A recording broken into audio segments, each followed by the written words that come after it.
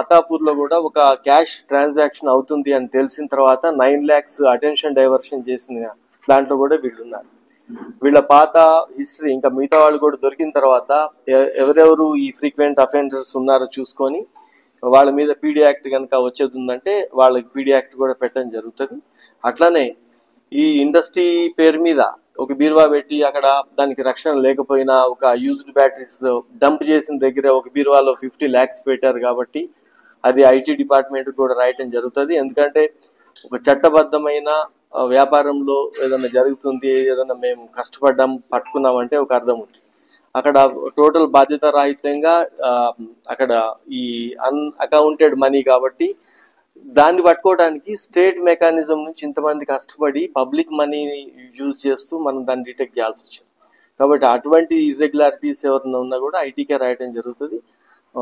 ఈ క్యాష్ ఇంత 50 lakhs transaction ఎట్లా